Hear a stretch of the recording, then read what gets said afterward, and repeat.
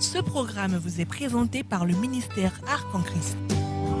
Arc en Christ, alliance pour la restauration du bonheur conjugal en Christ. Shalom et que Dieu vous bénisse. Amos 3, versets 3 à 7. Deux hommes marchent-ils ensemble sans en être convenus?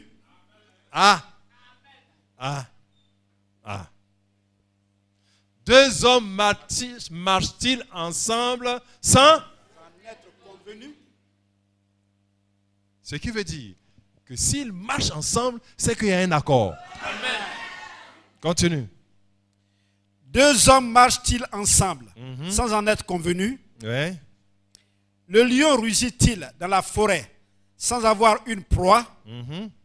Le lionceau pousse-t-il des cris du fond de sa tanière sans avoir fait une capture? L'oiseau tombe-t-il dans le filet qui est à terre sans qu'il y ait eu un piège? Tu vois, chaque fois, il y a toujours un acte et une conséquence. Continue. Le filet s'élève-t-il de terre sans qu'il y ait eu rien de pris? Sonne-t-on de la trompette dans la ville sans que le peuple soit dans l'épouvante? Arrive-t-il un malheur dans une ville sans que l'Éternel en soit l'auteur? Verset 7. Car le Seigneur, l'Éternel, ne fait rien sans avoir révélé son secret à ses serviteurs, les prophètes. Gloire à Dieu. Amen. Il ne fait rien sur la terre sans avoir révélé son secret à Ses serviteurs, les prophètes. son secret, c'est sa parole. Il dit, deux hommes marchent-ils ensemble Sans en être convenus? Nous, ce qu'on voit dans la Genèse, c'est que Adam marche avec Dieu. Amen. Voilà les deux hommes qui marchent ensemble.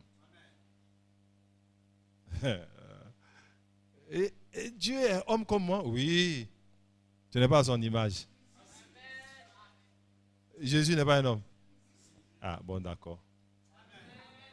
Donc, il y a accord entre l'homme et Dieu et entre Dieu et l'homme.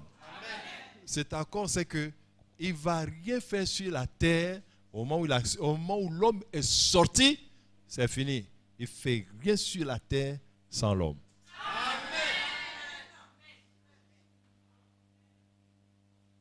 Donc il y a un accord. Alléluia. Et c'est avec toi qu'il va travailler. Cet accord est là, ce n'est pas rompu. Ce n'est pas rompu. Il y a un accord entre chacun de nous et Dieu pour une parole précise qui doit s'accomplir. À toi de trouver cet accord-là. Ceci explique pourquoi les prophètes et les enseignants seront sévèrement jugés devant le trône. Oui. Ézéchiel 13, 3 à 9. Ainsi parle le Seigneur, l'Éternel. Malheur aux prophètes insensés, qui suivent leur propre esprit et qui ne voient rien. Tels des renards au milieu des ruines, tels sont les prophètes, ô Israël.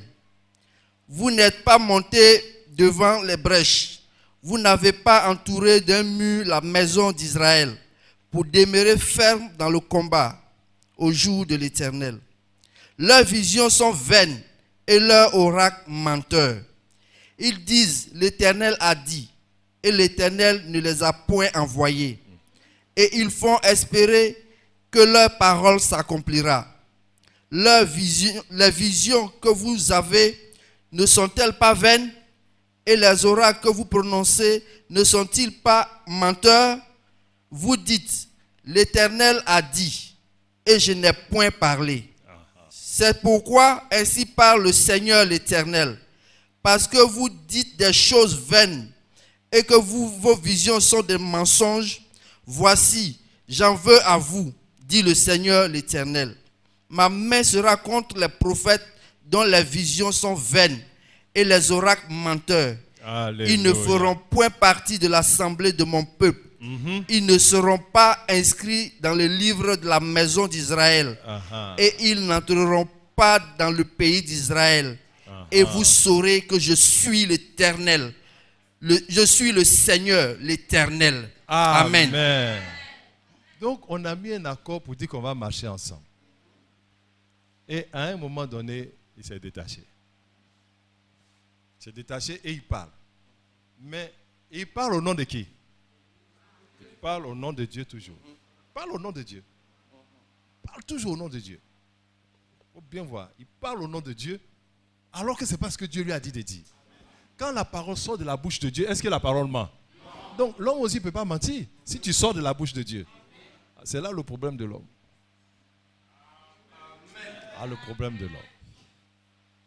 Donc, il s'en va dire ce que Dieu n'a pas dit. Je dis, même ça, quand il dit ce que Dieu n'a pas dit, Dieu veille quand même dessus. Amen. Aïe. Là, vous avez perdu quelque chose. Ouais.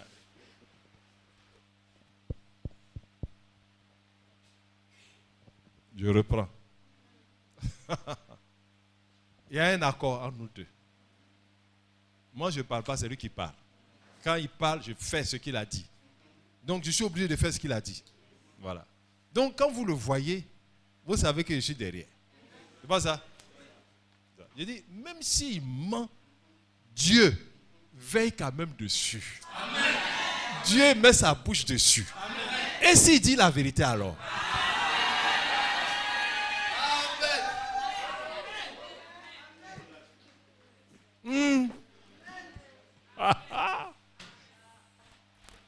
Donc, tu es toujours gagnant. S'il te ment, c'est pas grave. Sache que Dieu est à côté. Amen. Seigneur, est-ce bien ta parole? Si ce n'est pas ta parole, confonds-le. C'est fini. Alléluia. Amen. Maintenant, si ce n'est pas sa parole, toi, comme toi tu dis, tu ne sais pas lire. Si ce n'est pas sa parole, je vois ça ici.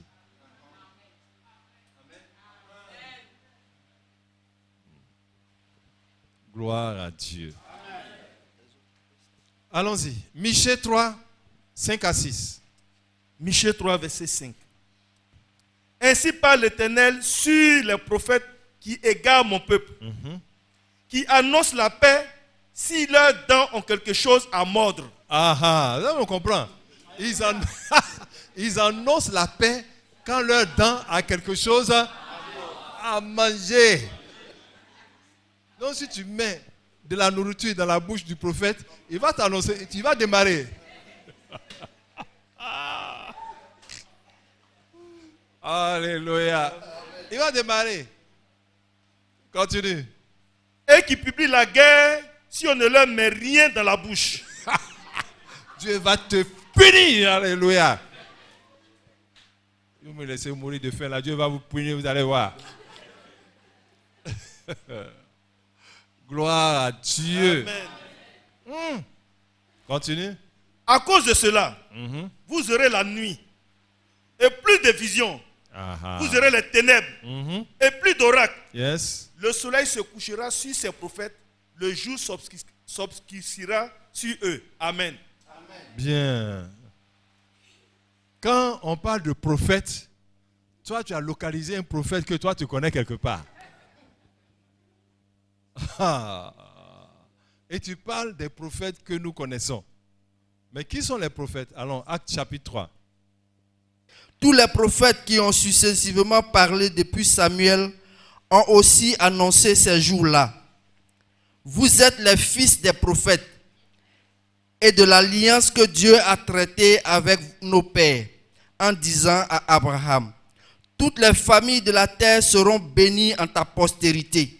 C'est à vous, premièrement, que Dieu, ayant suscité son serviteur, l'a envoyé pour vous bénir, en détournant chacun de vous de ses iniquités. Amen. Qui sont les prophètes? C'est vous. C'est nous. Selon l'alliance d'Abraham. Voilà. Les prophètes que vous connaissez sont des chefs du peuple de Dieu, c'est tout. Mais c'est vous. Eh oui. Donc, vous faites mentir la parole de Dieu par votre comportement. Ah. C'est nous les fils des prophètes. Amen. Gloire à Dieu. Amen. Donc, vous voyez la responsabilité de l'homme. Quand on a dit que tu es la parole de Dieu, tu t'es réjoui. Merci. C'est bien, il faut te réjouir. Mais la parole de Dieu ment pas. Voilà. Elle fait ce que Dieu dit. C'est ça. Donc, si tu ne fais pas ce que Dieu dit, Dieu est en guerre contre toi. Amen. Voilà pourquoi tes prières n'aboutissent pas. Tu as lié tous les diables. Comme Dieu, tu ne peux pas le lier. Le diable, avant que tu termines de parler, il est déjà lié, il a fui. Et quand ça dure, là, tu sais que c'est quelqu'un qu'on ne peut pas lier, qui est contre toi. Parce que tu contredis sa parole. Lisons Genèse 2, 4 à 7. Voici les origines des cieux et de la terre quand ils furent créés. Lorsque l'Éternel Dieu fit une terre et les cieux, aucun arbuste des champs n'était encore sur la terre, et aucune herbe des champs ne germait encore, car l'Éternel Dieu n'avait pas fait pleuvoir sur la terre, et il n'y avait point d'homme pour cultiver le sol. Mais une vapeur s'éleva de la terre et arrosa toute la surface du sol. L'Éternel Dieu forma l'homme de la poussière de la terre, il souffla dans ses narines un souffle de vie, et l'homme devint un être vivant. Amen. Tout comme la parole de Dieu est incontournable, ainsi l'homme de Dieu est incontournable dans l'accomplissement du plan de Dieu. Amen. Sur la terre. Tu es incontournable. Vous êtes en train de penser à vos activités, à vos œuvres, alors qu'il y a un plan de Dieu qui doit s'accomplir par toi. Amen. Et quand ça s'accomplit par toi, tu vas te réaliser, tu seras épanoui. Amen. Lisons Genèse 2, 8 à 17. Puis l'Éternel Dieu planta un jardin en Éden, du côté de l'Orient, et il y mit l'homme qu'il avait formé. L'Éternel Dieu fit pousser du sol des arbres de toute espèce, agréables à voir et bons à manger, et l'arbre de la vie au milieu du jardin, et l'arbre de la connaissance du bien et du mal. Un fleuve sortait d'Éden pour arroser le jardin, et de là, il se divisait en 4 bras. Le nom du premier est Pichon. C'est celui qui entoure tout le pays de Havila, où se trouve l'or. L'or de ce pays est pur. On y trouve aussi le bdellium et la pierre d'onyx. Le nom du second fleuve est Gihon. C'est celui qui entoure tout le pays de Couche. Le nom du troisième est Hiddekel. C'est celui qui coule à l'orient de la Syrie. Le 4e fleuve, c'est l'Euphrate. L'Éternel Dieu prit l'homme et le plaça dans le jardin d'Éden pour le cultiver et pour le garder. L'Éternel Dieu donna cet ordre à l'homme. Tu pourras manger de tous les arbres du jardin, mais tu ne mangeras pas de l'arbre de la connaissance du bien et du mal, car le jour où tu en mangeras, tu mourras. Amen. Tu vois, Dieu positionne l'homme dans le jardin pour le cultiver et le garder, mais avec comme mesure d'accompagnement une parole d'autorité. Et cette parole d'autorité est liée à la place privilégiée que l'homme occupe dans le plan de Dieu. Amen. Parole d'autorité. Donc, aujourd'hui, tu as entendu, je suis une parole de Dieu, je suis une parole de Dieu. Donc, ça veut dire que tu vas te promener en désordre pour dire, je suis une parole de Dieu. Non, il va te positionner là où tu seras une parole. Amen. Il va te positionner dans ta cible. Il va te positionner. Il va te mettre là. Ce n'est pas à toi de crier. Lui-même, il te place, il te positionne. Gloire à Dieu. Et regarde, pourquoi il donne la parole d'autorité? Simple. C'est parce qu'il y a une puissance d'accomplissement chez tout enfant de Dieu. Amen. Chez tout homme, chez tout être humain, il y a une puissance d'accomplissement qui est liée à l'obéissance à la parole de Dieu. Puissance d'accomplissement liée à l'obéissance. Liée à l'obéissance. Toute parole de Dieu qui te concerne, obéis. Amen. Femmes, soyez soumises à vos maris. Tu obéis. C'est tout ce qu'on te demande. Tu dis, ah, celui-là, il est têtu. Il est ceci. Si je fais ça là, il va m'écraser. Justement, c'est quand tu vas obéir que lui, il va t'aimer. Amen. Parce que tu vas l'amener à accomplir la parole de Dieu. Amen. Ma femme est soumise, elle est rebelle, elle est ceci. On dit, aime ta femme. Ah, Une femme rebelle, c'est difficile d'aimer. Aime-la. Quand tu vas l'aimer, elle va se soumettre à toi. Amen. Tu emmènes à l'accomplissement. Voilà. C'est pour ça que le mariage chrétien n'a rien à voir avec les autres mariages. Nous amenons la parole de Dieu à l'accomplissement. Donc un homme n'aime pas sa femme, c'est une grande trahison. Une femme qui ne se soumet pas, c'est une grande trahison. Ce n'est pas la femme que tu trahis, mais c'est Dieu qui trahit. Amen. Donc arrangez-vous. Dans la vie conjugale, quand les choses ne sont pas claires, là, Dieu n'est pas content du tout. Amen. Gloire à Dieu. Amen. Et dans les églises qu'il y a plus de concubinage. Ça, c'est quoi ça? Il y a un problème. Hein? Grand problème. Là, il faut mentir la parole de Dieu. Là, je n'ai plus entendu Amen.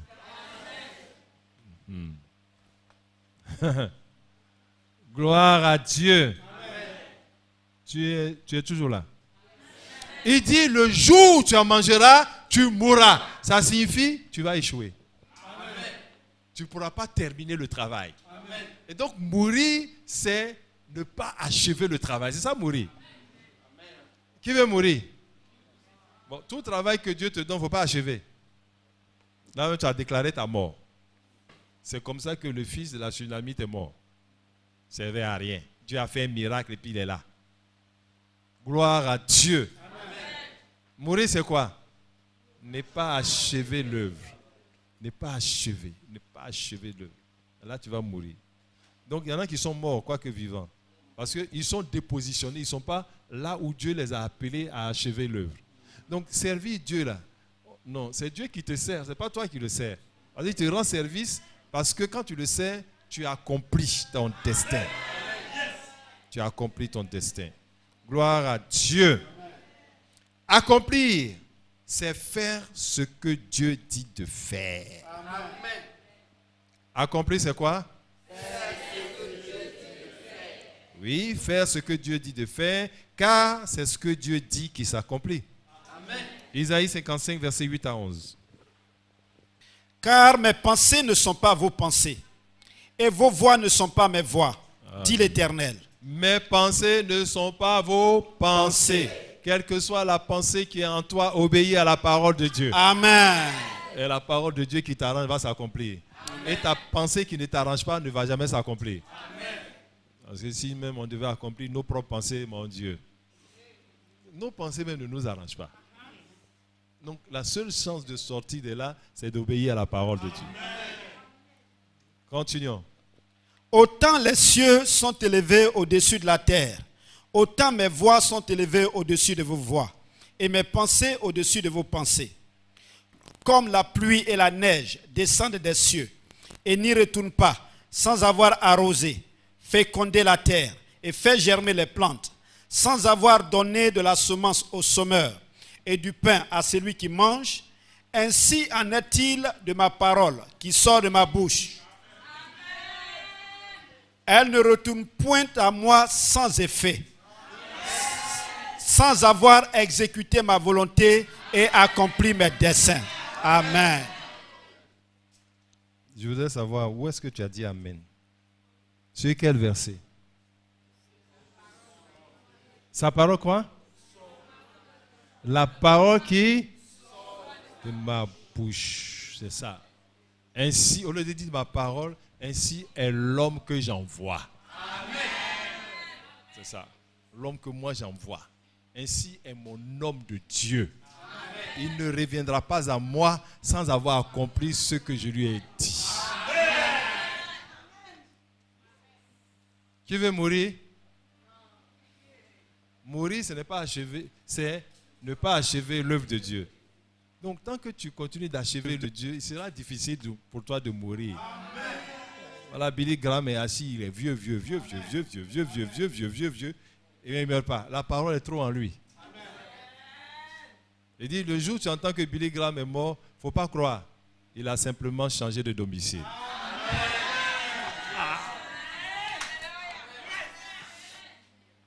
Il dit, il a simplement changé d'adresse. Voilà.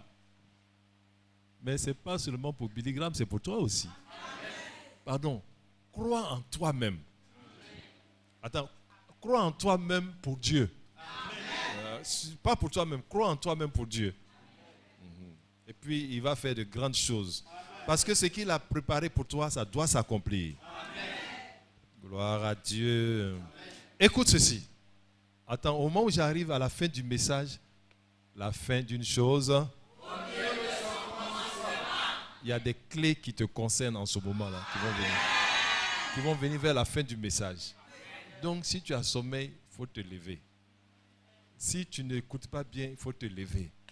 Voilà. Il faut te lever, marcher. Moi, ça ne me dérangera pas. Ça ne va pas me déranger.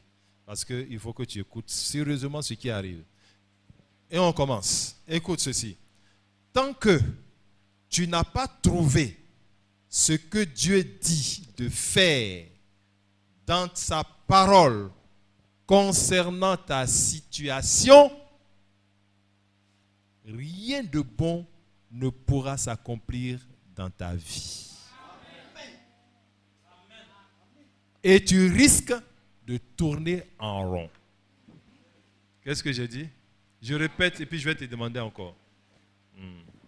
On est en train d'enseigner, on n'est pas en train de prêcher. Tant que tu n'as pas trouvé ce que Dieu dit de faire dans sa parole concernant ta situation, rien de bon ne pourra s'accomplir dans ta vie et tu risques de tourner en rond. Qu'est-ce que j'ai dit?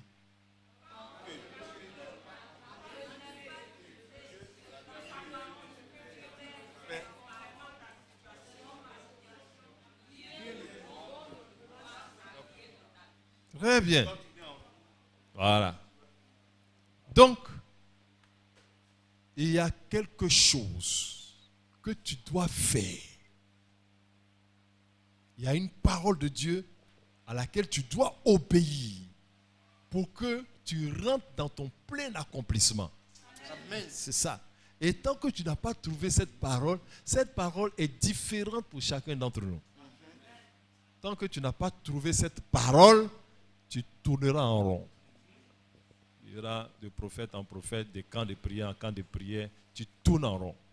Parce que ce que Dieu a établi, il ne peut pas changer. Alléluia. Toi-même, tu as une parole d'accomplissement. Dieu ne peut pas changer autre chose, il ne peut pas changer ça. Gloire à Dieu. Alors, je vais prendre un exemple simple et nous allons voir ça. Luc 5, versets 1 à 11. Comme Jésus se trouvait auprès du lac de Génézareth et que la foule se pressait autour de lui pour entendre la parole de Dieu, il vit au bord du lac 2 bacs, d'où les pêcheurs étaient descendus pour laver leurs filets. Il monta dans l'une de ces bacs qui était à Simon et il le pria de s'éloigner un peu de terre. Puis il s'assit et de la bac, il enseigna la foule. Lorsqu'il eut cessé de parler, il dit à Simon: avance en pleine eau et jetez vos filets pour pêcher. Simon lui répondit: Maître, nous avons travaillé toute la nuit sans rien prendre. Mais sur ta parole, je jetterai le filet. L'ayant jeté, il prit une grande quantité de poissons et leur filet se rompait. Il fit signe à leurs compagnons qui étaient dans l'autre bac de venir les aider. Ils vinrent et il remplit les 2 bacs au point qu'elle enfonçait. Quand il vit cela, Simon-Pierre tomba aux genoux de Jésus et dit: Seigneur, retire-toi de moi, parce que je suis un homme pécheur. Verset 9. Car l'épouvante l'avait saisi, lui et tous ceux qui étaient avec lui, à cause de la pêche qu'il avait faite. Et il en était de même de Jacques et de Jean, fils de Zébédée, les associés de Simon. Alors Jésus dit à Simon: ne crains point, désormais tu seras pêcheur d'hommes. Verset 11. Et ayant ramené le bac à terre, il laissait tout et il le suivait. Amen. Amen. Écoute, écoute. Dieu ne laissera rien d'inachevé dans ta vie.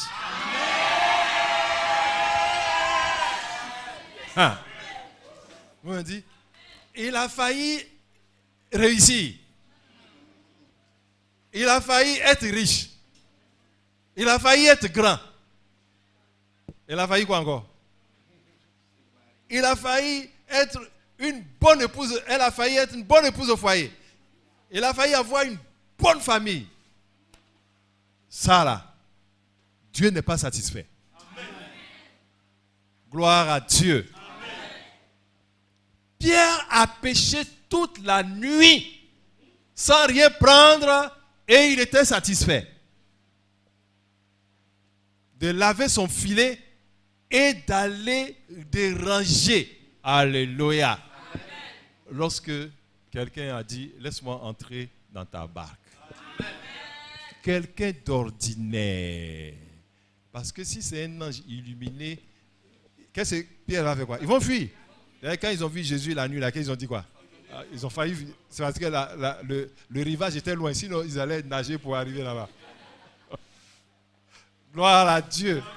Donc, ça vient de manière ordinaire, comme Élisée pouvait dire de manière ordinaire, femme, l'année prochaine, tu auras un enfant. Amen. Même manière. Parce que la parole vient pour te servir. Et quand il a fini, il dit, Pierre, avance et jette le filet pour pêcher. La pêche n'est pas achevée dans le plan de Dieu. Amen. Mais la pêche est achevée dans le plan de Pierre. Or, le plan de Pierre ne fait pas l'affaire de Dieu. Amen. Dieu n'est pas satisfait parce qu'il a dit dans Genèse 1, 28 que lui doit dominer sur les poissons de la mer. Amen. Il doit dominer sur les poissons de la mer. Il doit dominer sur les poissons de la mer. Donc, quelqu'un va dire, ah, moi, qu'est-ce que je vais faire quoi avec un poisson? Un poisson de la mer, oiseau du ciel, je vais faire quoi avec ça? Alléluia. Mais c'est parce que tu ne lis pas ta Bible. Sinon, prends Deutéronome 28. Si toi, Genèse 1, 28 ne t'arrange pas, prends Deutéronome 28. Ce n'est pas la même parole de Dieu. Où on dit, tu vas prendre des maisons que tu n'as pas bâties. Qui n'est pas intéressé par maison ici maintenant? On va voir. Ce n'est pas la même parole. Il dit, je trouverai mon trésor, le ciel. Ton bon trésor, le ciel. Et puis il a dit, tu n'emprunteras pas, tu prêteras. Ce n'est pas la même parole. Donc si dominer sur les poissons là ne t'intéresse pas, au moins prends ça là. Amen. Tant que ces paroles ne s'accomplissent pas, Dieu n'est pas satisfait. Dieu n'est pas satisfait quand tu ne réussis pas. Il n'est pas satisfait quand tu ne réussis pas. Et il y a une parole que tu dois entendre pour passer de l'inachevé à l'achevé. Dis, avance. La parole qui disait que c'est fini là, avance et jetez le filet pour pêcher. Alléluia. Et quand il va, il dit, ah! Attends, maître, nous on a pêché toute la nuit, on n'a rien pris. Alléluia. Ce n'est pas question de pêcher toute la nuit, mais de faire ce que Dieu dit. Amen. Pas question que tu travailles beaucoup. Il y a une chose que tu dois faire. Amen. Faire ce que Dieu dit de faire. C'est tout. Amen. Et il dit, mais sur ta parole, je vais faire. C'est pas ça? Oui. Et quand il a fait, qu'est-ce qui s'est passé? Gloire à Dieu. Amen. Donc, ce n'est pas le plan de Dieu que Pierre ne prenne pas de poisson. Mais quelqu'un d'intelligent va dire, mais si c'est ça là, pourquoi nous tous on ne réussit pas? Et puis c'est normal, c'est la malédiction. Après, il y a eu le péché. Il y a un ange qui justifie toujours le goût d'inachevé qu'ils ont dans leur vie. Il a dit, c'est à la sueur de son front qu'on doit manger. Donc c'est normal qu'il souffre. Il y a des jours où on ne trouve pas. C'est à la sueur de son front. Regarde, à quel moment, c'est que tu ne lis pas bien ta Bible, à quel moment Dieu a dit c'est à la sueur de son front? C'est quand il y a eu séparation entre l'homme et la parole. Quand il y a eu séparation entre l'homme et la parole. Quand Pierre partait pécher, il y avait séparation entre Pierre et la parole. Mais la parole est venue dans la barque. Ah, voilà. C'est ce qui est étonnant. La parole est toujours vraie. Il y en a qui se réjouissent et il y en a qui ne se réjouissent pas.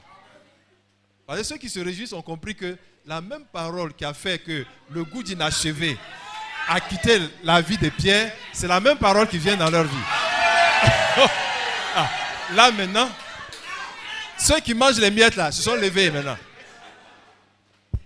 C'est pas grave, les miettes aussi ça fait miracle. Gloire à Dieu.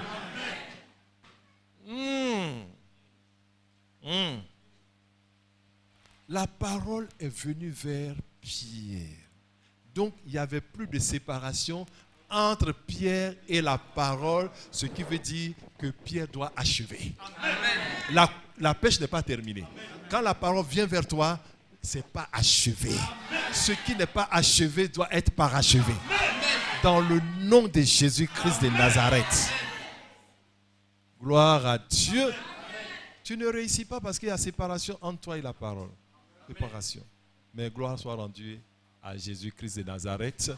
La parole de Dieu est venue vers nous. La parole est venue vers nous.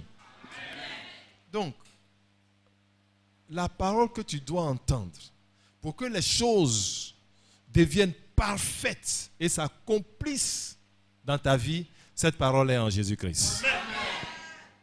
Approche-toi de lui et tu vas entendre ce qu'il va te dire de faire.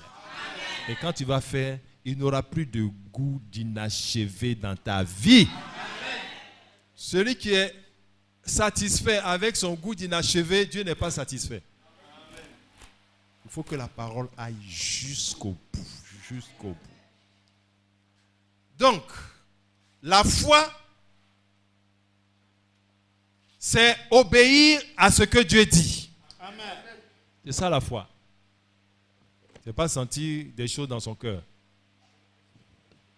Comme la parole obéit à Dieu, quand Dieu ouvre la bouche, ainsi l'homme doit obéir à celui qui l'envoie. Car comme Dieu envoie sa parole, ainsi il envoie son homme.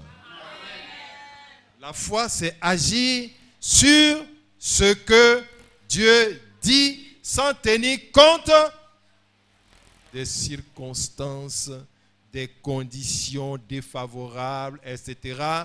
Parce que lui, quand il te parle, il ne tient pas compte de tes conditions.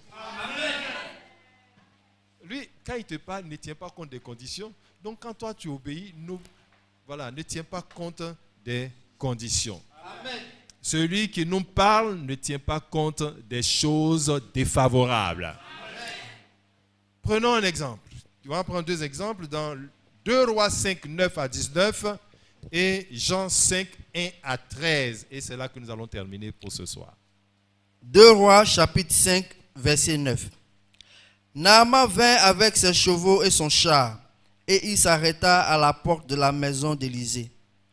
Élisée lui fit dire par un messager, « Va et lave-toi 7 fois dans le Jourdain. Ta chair redeviendra saine, et tu seras pur. » Naaman fut irrité, et il s'en alla en disant, « Voici, je me disais, il sortira vers moi, il se présentera lui-même, il invoquera le nom de l'Éternel son Dieu, il agitera sa main sur la place et guérira le lépreux. Les fleuves de Damas, l'Albana et le Parpar ne valent-ils pas mieux que toutes les eaux d'Israël? Ne pourrais-je pas m'y laver et devenir pur? Et ils s'en retournaient et partaient avec fureur. D'accord, alléluia. Amen. Naaman est un grand général. Alléluia. Amen. Lis le verset 1, tu vas voir. Naaman, chef de l'armée du roi de Syrie, jouissait de la faveur de son maître et d'une grande considération, car c'était par lui que l'Éternel avait délivré les Syriens, mais cet homme fort et vaillant était lépreux. Mais cet homme fort et vaillant était lépreux. Il y a un goût d'inachevé. Amen. Pour qu'il soit acceptable. Où il est pied, il est ça. Oh, mais il y a. Ce ya-là doit disparaître. Amen.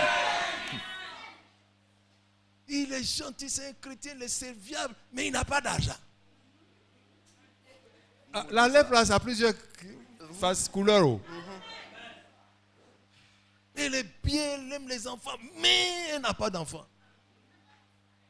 Elle est bien, elle est gentille, mais le mari, là, voilà.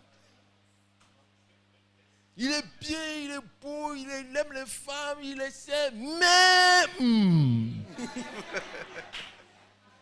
Quoi encore?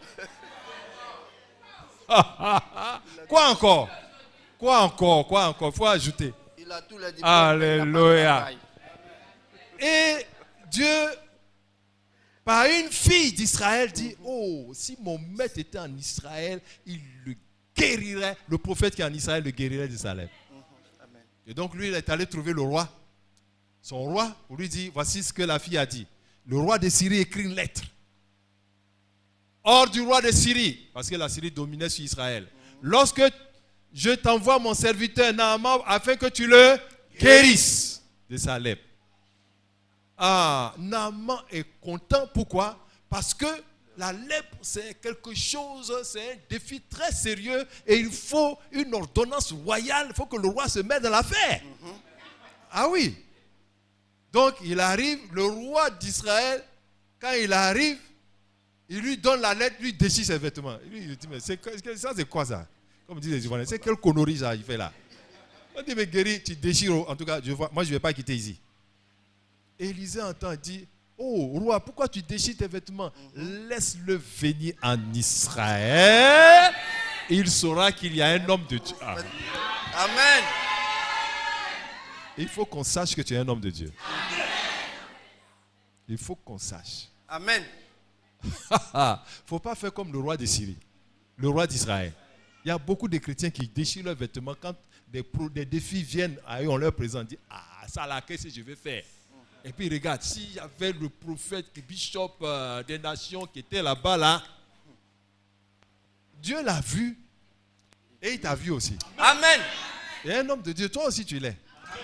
Il y a des choses que lui ne peut pas accomplir, mais des choses qui doivent passer par toi. Obligatoirement, ces choses doivent passer par toi. Et quand il est arrivé, Élisée n'est même pas sorti. Il dit, va te jeter dans le Jourdain 7 fois et tu seras guéri. Il dit, waouh! Ah! Pourquoi il s'irrite? Parce que c'est un problème trop sérieux. Comme beaucoup vous êtes assis là, votre problème est tellement sérieux, et puis c'est tellement sérieux. Attends, lui là il dit quoi? Mais mon problème est trop sérieux. On parle comme ça, là, et puis ça va finir comme ça. Hein? Ce qui est inachevé, ça sera achevé aujourd'hui. Ah, comme ça.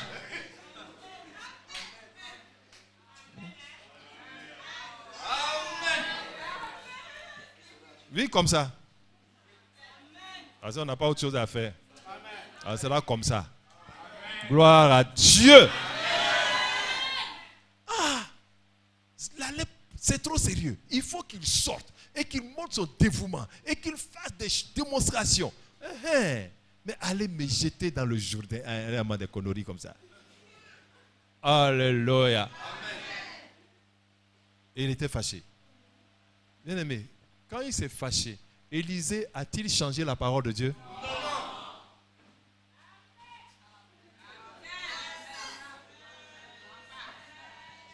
Vous connaissez la suite, hein? Celui qui ne connaît pas la suite, ce n'est pas notre affaire. On est arrivé à un temps où on n'a pas le temps pour ceux qui ne connaissent pas la parole de Dieu. Parce qu'on ne peut pas lire ça à ta place. Donc il faut lire 2 Rois, tu vas connaître. Donc, les serviteurs ont dit, ah papa, ce que le serviteur t'a demandé, est-ce que c'est difficile? Si c'est difficile, tu l'aurais fait, non? Dis, mais bien sûr. Mais maintenant que c'est facile, pourquoi tu ne fais pas? Bon, on va t'accompagner. Alors. Alléluia. Et il accompagne. Et il fait. On l'encourage. On dit, il reste encore 2. 7. Et puis il me dit, wow! Lui-même ne voit pas, il regarde. C'est parti, dit c'est parti. Oh, alléluia. C'est vraiment parti. Alors, Dis-moi, quand il s'est fâché, mais qu'il est parti, il a obéi quand même. Le miracle a eu lieu, oui ou non? Même si tu es en colère, soumets-toi à ton mari. Qu'est-ce que j'ai dit? Même si c'est de mauvais cœur, fais-le. Tu dis, mon mari, tu es le meilleur mari du monde. Ah, mais si c'est Dieu qui t'a donné, Dieu peut te donner quelque chose de mauvais. Parce que quand ce qui est vrai va apparaître, ce qui n'est pas vrai va disparaître. Oh, c'est ton obéissance qui va faire disparaître ça. Tout ce qui est inachevé dans ta vie doit aller jusqu'au bout ce soir. Au nom de Jésus. Ça doit aller. Lève-toi et commence à prier. Seigneur, ce qui est inachevé dans ma vie, ce qui est inachevé dans ma vie doit aller jusqu'au bout du processus. Ça doit aller jusqu'au bout du processus. Ça doit aller jusqu'au bout. Jusqu'au bout du processus. Ça doit aller jusqu'au bout du processus. Je ne veux pas rester en chemin. Je ne veux pas de mais. Ça doit aller jusqu'au bout. Jusqu'au bout du processus. Vous avez été édifié par ce message. Vous voulez de plus amples informations? N'hésitez surtout pas à nous contacter au numéro suivant 02 02 10 17 08 35 27 38. Shalom et que Dieu vous bénisse.